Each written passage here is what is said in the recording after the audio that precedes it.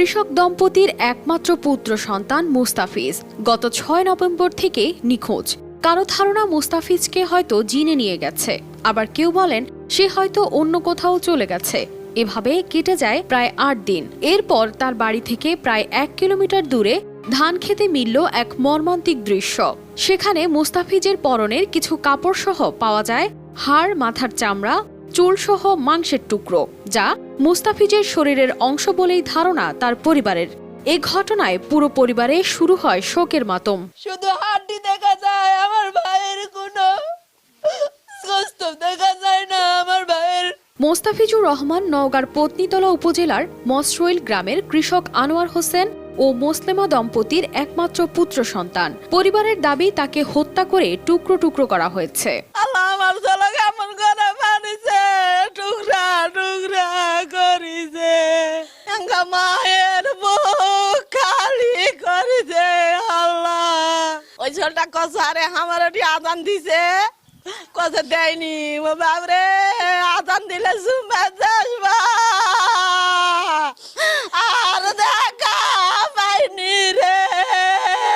নিখোঁজ ছেলের লাশ খুঁজে না পেলেও ধান খেতে পাওয়া শরীরের অংশগুলোকে ধর্মীয় রীতি অনুযায়ী দাফন করে তার পরিবার। মুস্তাফিজকে হারিয়ে থামছে না স্বজনদের আর্তনাদ। এমন নৃশংস হত্যায় অভিযুক্তদের সর্বোচ্চ শাস্তির দাবি পরিবারের। আমি সঠিক বিচার চাই, আমার ভাই কিভাবে কে খন্ড খন্ড করে মারে ফেলছে। আমার একটাই ভাই, আমার আর কেউ ভাই নাই, আমার মায়ের আর সন্তানও নাই।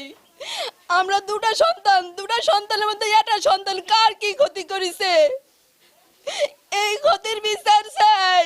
বাবা আনোয়ার হোসেনের দাবি, তার বন্ধু নাইমকে ১০০ টাকা ধার দিয়েছিল মোস্তাফিজ। সেটি বারবার ফেরত চাওয়ার ঘটনা তিনি ও তার পরিবার জানতেন।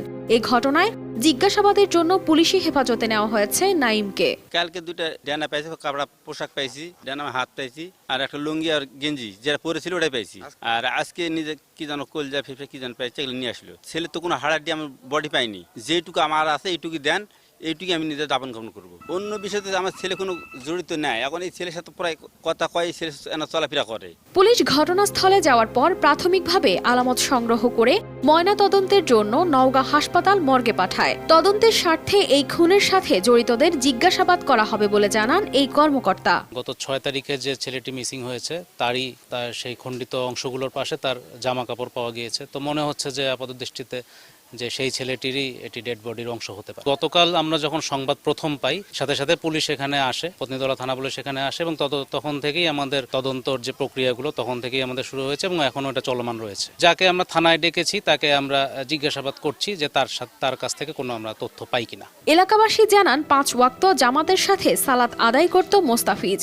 নিখোঁজের আগে সবশেষ মসজিদে মাগরিবের সালাত আদায় করলেও দেখা যায়নি এশার সালাতে। আমরা জানি যে হয়তো জিন টিনে নিয়ে গেছে, আমরা কিন্তু গ্রাম মাঠে এলে কোনো কোথাও খুঁজিনি। আমরা জানি যে হয়তো জিন টিনে নিয়ে গেছে, এলে আমরা কবরস্থানে দেখাশোনা করছি। ছেলে খুব ভালো নামাজ বন্দেগী পড়ে, ৫ ওয়াক্ত নামাজ এলে পড়ে। ছেলের হয়তো কোনো তো রিপোর্ট নাই, ছেলে খুব সুন্দর ব্যবহার।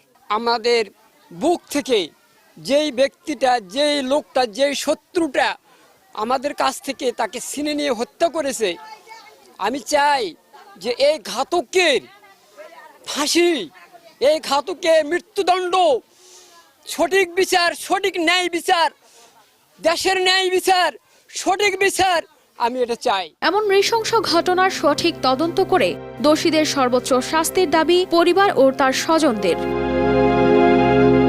News desk, RTV।